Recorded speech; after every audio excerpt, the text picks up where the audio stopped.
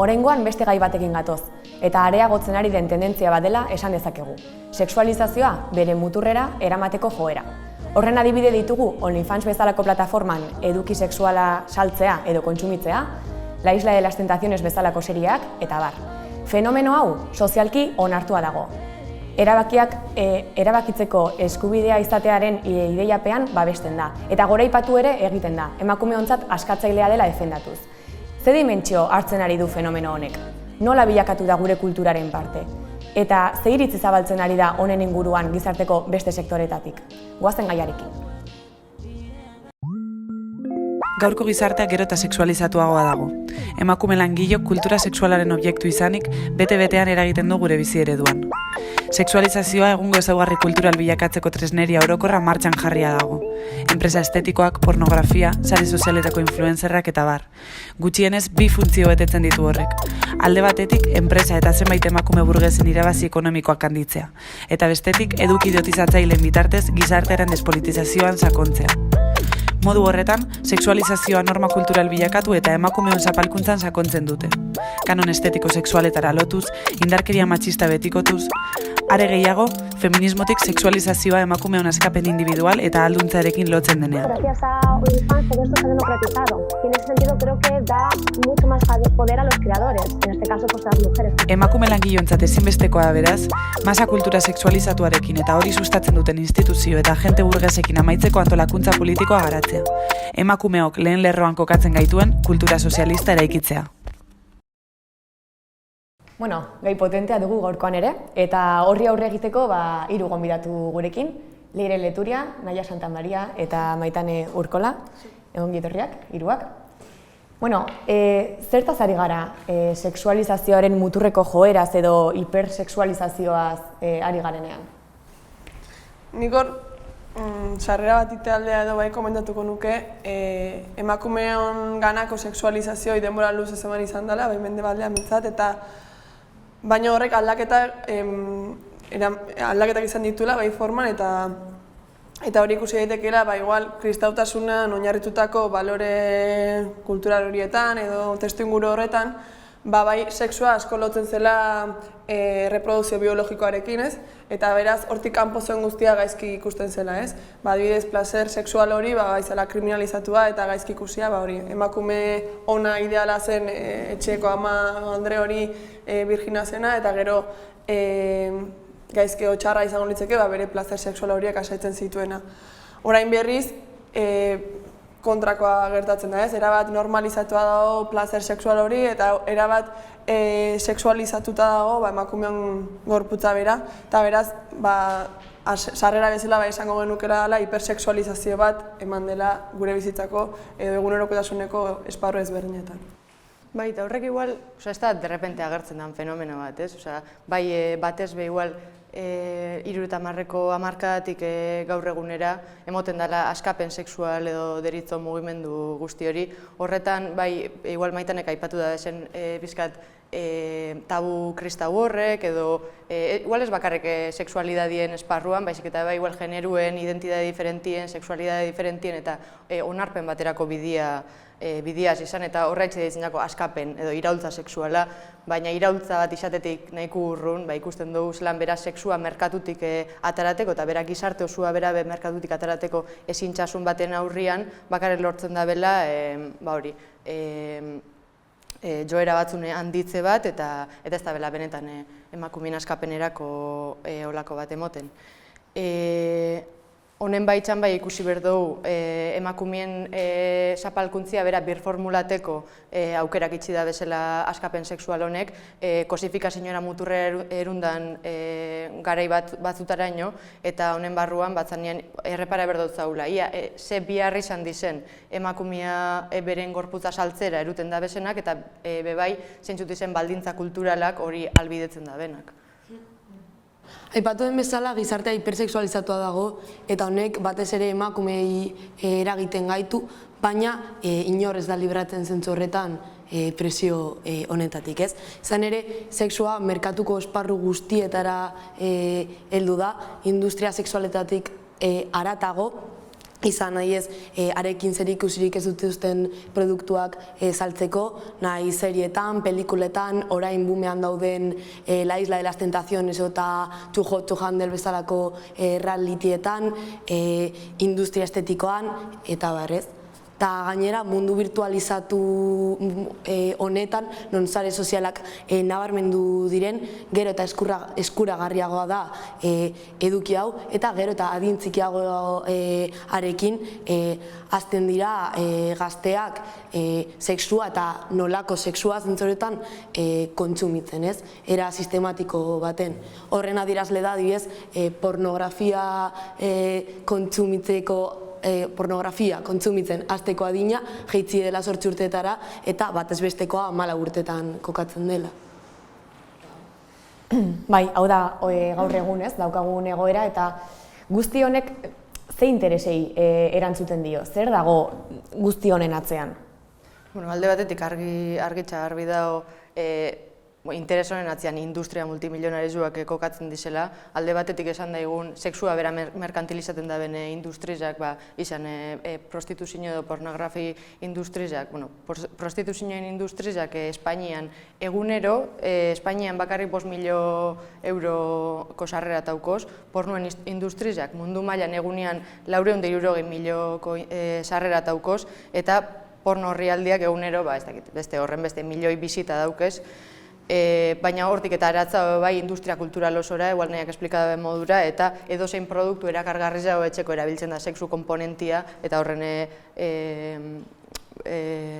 irabaziak handitzeko. Orduan, esan daigun, ez da dizela bakarrik industria fantasmak horren atzean benetako burgesa dauzela, eta etekin ekonomiko oso handiz dauko zen agentiak existituten dizela, eta gero eura daukela kapazitatea erreproduzi duteko interesatzen zakezen kultura guzti hori. Hor nik uste importantea dela azpimarratzea interes ekonomiko horietan ez, burgesiak kokatze dugu, baina hor emakume burgesek edo klase altuko emakumeek ze papel betetzen duten kultura sexualizatu hori sortzea behi da ez. Berai dielako, beraien burua sexualizatze dutenak, emakume burges batzu bentza beraien burua sexualizatze dute, baina beraiek sexualizatze dute geroz eta irabazi ekonomiko handiagoak eskuratu ahal izateko, ez? Eta orduan beraiek sortzen dute figura bat erakargarria dena, ez? Mundu guztiak desira duen iruditegi bat edo sortzen dute, baina beraiek horren atzean daukatena da, zuk aipatzen enpresa kosmetikoenak, argaltzeko metoda dituzten enpresa, makiaje enpresak, enpresa ugari, bizi direnak langileriaren poltsukutatik, ez? Langileriak ederrago izateko eta sexualizatzeko bere gorputza behar dituen materialek saltzetik bizi dela, ez? Orduan, emakume burgesaren papela bai da oso importantea azpimarratzea, beraiek direlako beraien burua sexualizatzen dutenak, baina beraiek irabazi ekonomikoak ateratzeko, baina horrek bere kontrako aldea lukena da emakume langileria, ez? Non desira dugun emakume ideal hori izatea, baina ez daukagun gaitasun ekonomikorik eta horrek sortzen diguna da ondorio politiko sozial batzuko eta gure burarekin autoestima bajoago aukitzea eta beraz, papel hori garrantzitsua ere iruditzen zaitu. Aipatu dituztu, ez? Inplikazio ekonomikoa dituela, inplikazio politikoak eta pixkat azkeneko ideia horri helduz edo, inplikazio politikoak aipatu dituzunean ere, ez dakit, ze ondorio izan ditzake emakumea kosifikatzeko edo obiektu bezala ikustarazteak? Ze ondorio ditu bai emakumeak pairatzen duen zapalkuntzan bertan, zapalkuntza estruktural honetan bertan, eta baita ze ondorio izan ditzake emakumea bera pertzibitzeko moduan, ez? Bai, jendeak nola pertzibitu dezaken emakumea edo baita emakumea bera ere bere buruan pertzibitzeko edo antzemateko duen zera modu horretan, nola eragin dezaketo, ze ondorio ditu bertan? Lehen guazti harrepizkat, baina hipersexualizazioaz berbatzen duenean, edo kosifikazioaz berbatzen duenean, kontuan eduki berdu batzanean sujetu bat deshumanizatezula, hau da, izaera sexual intrinseko bat emototzazula, ez? Eta daukonformia gainera, esan du modura gaur egun pornua edo sexualizazioa bera violentzira oso ligata dago, ez geuk erabakitzen daulako, baizik eta holan sozializata daulako, eta honek sortzen dituz alde batetik aurre baldintza batzuk emakumea bortxatzeko, emakumea epaitzeko, emakumea jasartzeko, eta horrek gero, evidentemente, horrek daukozen implikazio politikoa badira sozialak, langile klasia bera desartikulata mantentzien helburua esan daigun, baina gero horrek evidentemente daukoz emakumeen autopercepzioan, beren ongizate individual zein kolektiboan eragin despolitizatzaileak, hau da, ansidadia edo elikadura nahasmenduak edo orokorrian bigarren mailako sujetu modura sozializa izana emakumea eta daukola orokorrian esan daigun implikazio politiko nahiko negatibua beren sujetibidadian. Bai, kontuan hartu behar dugu guzti honek muturreko ondorioak dituela emakumeon ongizate fisiko, mental eta emozionalean, ez? Zein langile klaseko gizonengandik baliatuako zapalkuntzak. Eta honetan aipatu nahiko nuke alde batetik itxura fisikoarekiko obsesioa gero eta handiagoa dela neska gazteongan eta horrek norbanakoan dituen ondorio lasgarri guztiekin, ez? Bizkat letuk aipatutakoa bai depresioak, antsietateak, elikadura nahasmenduak eta barrez. Eta gero bestetik oso kezkagarria da eta aurretik lehen aipatu dudan bezala praktika hauen kontsumitzaile nagusia gero eta jente gazteagoa dela mundu virtual honen bitartez, ez? Eta horrek suposatuko duena oso larria da zentzu horretan, ez? Hurrengo belaunaldiek erreproduzituko dituzten praktika violentoek horrelako, hurrengo belaunaldiek erreproduzituko dituzten praktika violento horietan oinarritzen delako gazteen heziketa sexuala, ez? Eta horren adierazle da azken urteetan zenolako goroakada eman duen gazteen arteko jasarpen sexuala pila bat eta era oso larri baten gore egin duela. Nik horrekin, uste oso garrantzitsua esatea sexualizazioa o hipersexualizazio bat ematen nahi dela eta horren ez dela inbeste ez da sexua baiez, placer sexuala baiez, baizik eta daun obsesioi emakume langileongan dakaun presioi iruditegi sexual horta iritsi nahi hortan hortan jarri beharko nukela ez dakit ez da edo puntua eta nik uste ondo izinela nahi hortik enfokatzen. Eta horren atzen aipatzea zeatik existitzean obsesioi edo zeatik daun kultura sexualizatu hau, eta nik hor bi faktore ideologiko aipatuko nituzke, alde batetik emakume burgesak lehen aipatuten betetzen duen funtzioa eta berak sortzen duen irutegi edo kultura sexualizatu guzti hori, eta gero beste partetik ikusten dut beste faktore ideologikoa dela feminismoak sexu askapenaren aldarrikapena planteatzen duenean, mahaigaineratzen duenean ze ari den sortzen, ze testuinguru kultural sortzen ari den horrekin. Nolabait, sexua edo sexualidadea lortzen malin badugu emakume langileon o emakumeon alduntzearekin, emakume langile ontzat ere oraindik eta erakargarriagoa bihurtzen da nahi sexual hori, desira sexual hori, nolabait askatzaile bezala definitzen badugu, bai dalako ja zerbait beharrezko bihurtzen dena eta ja beharrezko bihurtzen dena. Orduan nik uste beharrezkoa dela definitzea zeinek sortzen duen kultura sexual hori eta bi faktore edo bi agente azpimarratuko nituzke, bai emakume burgesak eta bestetika agente politiko bezala edo feminismoak planteatzen duen ideologia hori. Feminismoaren sexu askapenaren iruditeria edo hortaz aritu zara edo hori mahaigaineratu duzu oraingoan. Zer duzu hortaz esateko? Feminismoan sexualitateak paper zentrala hartzen du, baina haiek planteatzen dutena zera da. Sexualizazioa, hau da, kanon burges baten inposizioa, ahalduntze bitarteko bat edo ahalduntzerako tresna bat izan daitekela, ez? Eta aipatu dugun moduan, errealitatea bestelako adibideak erakusten dizkigu, ez? Adibidez, adibide konkretu bat jartzeagatik, nire kuadriaren erdia baino gehiago, noizbait desinstalatu behar izan du Instagram, horrek suposatzen zion antzietateagatik ez zentzu horretan. Orduan, hori askatzailetzat hartzea edo alduntze bat eragiten duela mai gaineratzea, dudatan jarriko nukenik. Bai, de hecho galdera litzeke hoi, zainentza de askaetzaia, 1.000 milioi irabazten dituen Rihanna batentzat, edo aipatzen ditugan ondorio penagarria jasaten ditugun emakumeen langilontzat.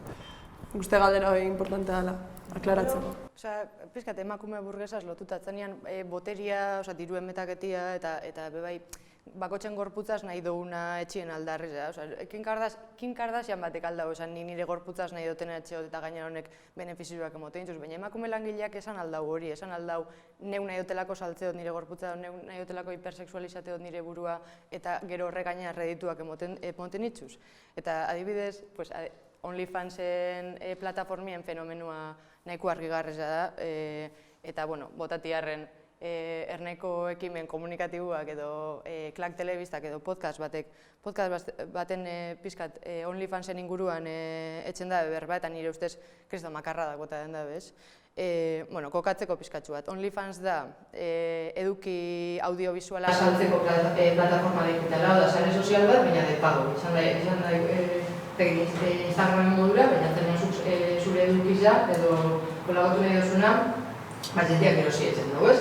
Eta hor, protagonismo hartzen da ben, edukizak normalean diraz, edo famosuen bizi pribagoa, zenean zu pagatuzu ADL direktuak ikusteko, ez dakinoen direktuak ikusteko, eta hori jateak pagatzen dugu, ez? Baina, klaro, nik ioten neu armozaten, ez dut uste inorek pagako nabenik, edo inorek ikusi nahiko da nire egunerokotasuna. Orduan nik zer dauka saltzeko, emakume langileak zer dauko saltzeko eta zer aldau saltu egizarten. Eta lehen esan duzuna, faktore ekonomikoak eta faktore kulturala.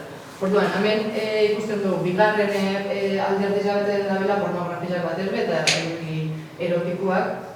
Eta ikusten dugu, langileen edo edukiza saltzen dabeen jentien eguneko 97 emakumean dizela, kontsumitzaileen eguneko handi bat gizona dizela, eta podcast horretan bai esatezan, alde batetik modan ipini dela, zeusen neutro modura, bai kritikatezan prostituzio edo pornografia hegemonikoa, baina ikustezan OnlyFans moduko plataforma baten onurak dizela ez hauzula produktora baten menpe, zeuko aukeratzen zula eserrepini hor kanpuan, zeuko aukeratzen zula, izango basan modura nik aldo dela neu praktika sexuala alternatibo bat etzen, ez dakit, arpezak ari zen, hori zentek erosiko naberak. Horretzanean mu bat, dauz, horretzanean oferta bat dago, eta eskakizun bat dago, eta, nire ez debatia baiko kapedurko genduan niaserik iruten da, gaur egun proletarizazioetezena algako goinean sartu, edo emakume gaztien lan baldintzen prekariotzi aldo sartu, baina, nahiko delika eukatzen.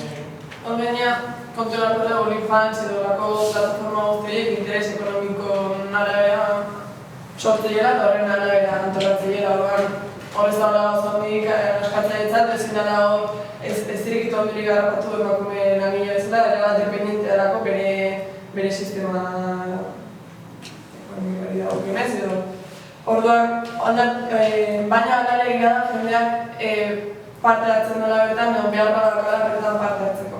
Askotan izango da, behar ekonomikoa dituzterako eta bere indibiturri bakartzat edo hori edukizaketerako, orduan besterik etzean horretan jarruten dute, beraz behar ekonomiko batean izango litzateke, baina beste batzuetan bai egia da, baldintza kulturalek edo lehen aitu nahi zen kulturalak eta honek, kultura sexualizazioak edo sexualizazioak beharren normalizazioak bai ekarri dula nesken aukera bat edo bai izatea OnlyFanseko plataformetan, beraien argazkiak jartzen moduatuak edo bestekoak, eta nolabait baldintza kulturalek bermatu dutela horrelako lan merkatua desestitza eta emakume gazteak, emakume langileok bertan gure gorputza saltzeko espazio bat edukitzea, ez? Eta orduan importantea da horre daukan gutxunea edo arazoa azpimarratzea eta saiatzea askataritzaren definitzen. Beraz, hori geratu da, ez? Emakumeon askapenarekin zerikusi gutxi duela auzi honek. Baina, klaro, orduan, zein da zuen iritziz jarraitu beharreko bidea? Hombre, ahi argi dagoena da, eta ja da nire kidek azaldu duten bezala, duen ondorio larriena gizartearen, baina konkretuki emakume langilearengan sortzen duen, despolitizazioa dela ez. Alde batetik, norbanakoan eragiten dituen ondorioek ekartzen dituzten mugengatik, eta beste alde batetik ere horren normalizazioa eta goraipamena egiten duen bakarra delako zapalkuntza hori betikotzea eta indartzea horretan, ez? Beraz, hasteko behintzat, emakume langileok horretaz jabetu beharko ginateke eta borrokarako baldintzak eraiki. Nik lehen naiz oso gustatu esmeterakin nola berrobildu duten da, nahi zaneko nukela hori. Sexualizazioa beha hegemonizatzen dugu momentun, baldintza kulturala jartzen ditugunen, egiten ari garena da kondena bat emakume langileok horretara bultzatzeko eta beraz normalizazioa ekartzen dura horako plataforma dauek gertari hegemonizatzea eta beraz merkatu kapitalistak interesen arabera ordenatza gure bizi osoa eta emakume langileok gure gorputza sartzeko oraindik eta arrisku gehiago edo baldintza gehiago edukitzea. Euskal seinalatza hori baldintza kulturale daukatela horren ondorioaren funtsa. Eta gero bestetik